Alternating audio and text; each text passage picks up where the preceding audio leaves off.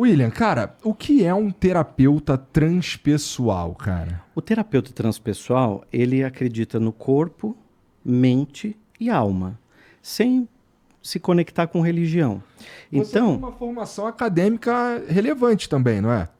você fala variada? Ah, eu vi que você é pós-graduado em neurociências, é isso Sim, aí? sempre procurei continuar estudando. Me formei primeiro em letras, depois estudei pedagogia, então eu comecei como professor. Aham. Então eu fui deu aula de professor quê? de língua portuguesa, Português? de técnicas de redação. Fez Então, letras português e literatura? é. Tá, E depois eu fiz pedagogia, fiquei na área da educação. tá. Tanto é que o meu primeiro Tu tem livro, quantos anos, cara? 40 anos. Caralho! Pô, tô mal, viado. Você tem quanto? 38. É, tá mal mesmo. Tu pinta o cabelo, William, para de Não, sacanagem. não pô. feito nada. Isso aqui é a terapia transpessoal. Tá bom, tá bom. Então me ensina. Nem a barba. Nem a barba. Então significa que no meu primeiro livro foi na área da educação. São 25 livros, né? Só que eu sempre fui muito curioso para por que as pessoas são assim, por que elas se comportam desse jeito. Então, eu sempre gostei de ler sobre isso tudo. E tinha uma coisa que me incomodava muito, que era assim, nós éramos de uma família muito pobre. Não, agora não, obrigado. Nós éramos de uma família muito pobre. E aí eu ficava olhando assim como criança e eu via que existiam pessoas que eram extremamente prósperas e a gente não. E todo mundo da família. Então eu trabalhava com meu pai na feira. Uhum. Só para entender uma coisa Fica à vontade, que é o cara. você vai entender onde eu quero chegar. E quando eu trabalhava com meu pai, às vezes eu falava para ele assim, pai, eu quero estudar, quero fazer faculdade e tal. E ele falava assim para mim, não, a nossa família, todo mundo é pobre, que ninguém fez faculdade. Então, e ainda tinha os exemplos em volta. E eu trabalhava ali na feira, a gente vendia peixe na feira. E aí teu pai tava tranquilão com isso e ele Meu via pai pra você falava- um futuro parecido. Não, ele já tinha traçado tudo. Ele falava, aqui eu aposento, aí você continua trabalhando na feira, vou ensinar você a dirigir, porque daí você vem dirigindo a perua e tal.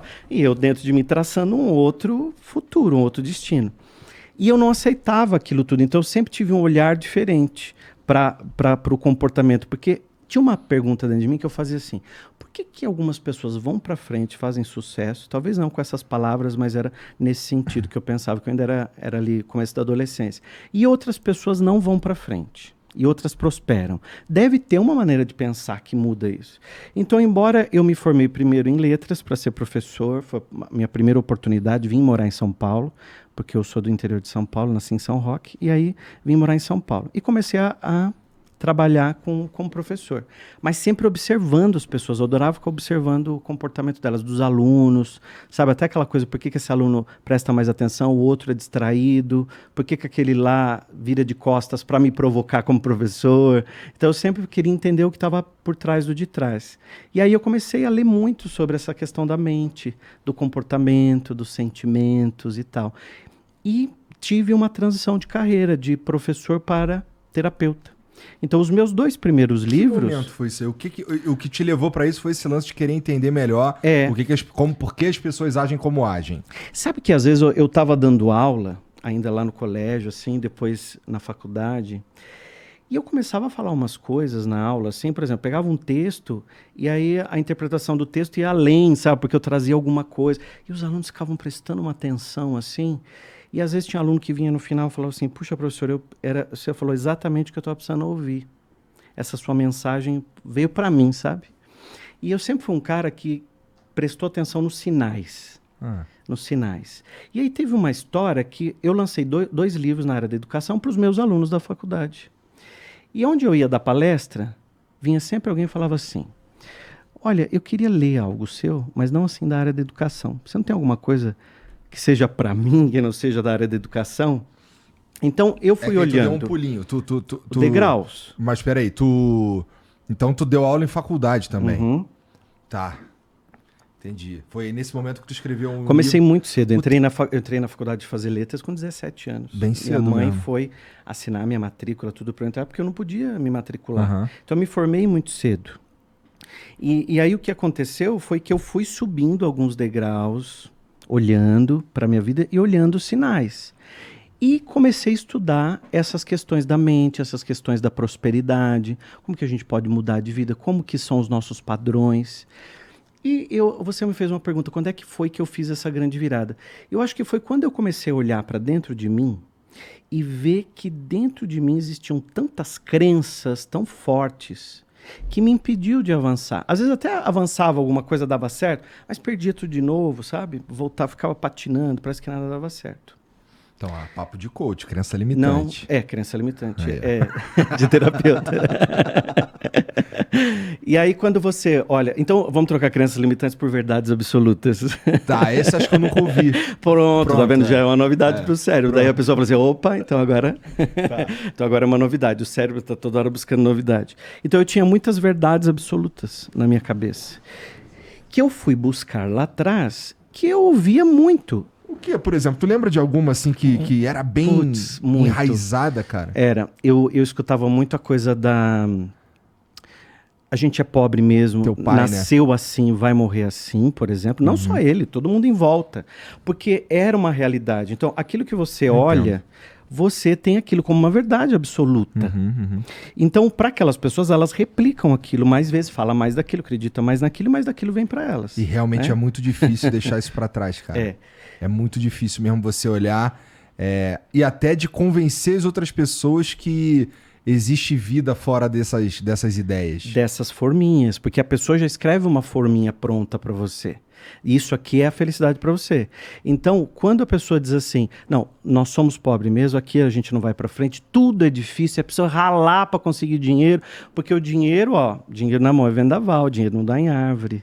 Então, assim, uma série de verdades que vão te contando, que são absolutas para aquelas pessoas. E você vai para a vida com essas verdades. Então, a gente tem três tipos. Tem as hereditárias, que é essas que vêm de família. Tem as sociais, que a gente escuta na sociedade falar mais. No Brasil ninguém vai para frente. No Brasil tudo é tranqueira. Não adianta que aqui o governo vai te ajudar. Você escuta um monte de crença social. E você tem as crenças pessoais, que é aquilo que você passa, sente e acredita mais nelas. Então a gente tem esses três tipos de coisas dentro da gente, esses três tipos de verdades absolutas. Não vou falar mais crença limitante para você, são verdades absolutas. Gostei. Mas isso aí, isso que você está falando, assim, é bem verdade mesmo, porque assim, tem muita coisa e é muito difícil, cara.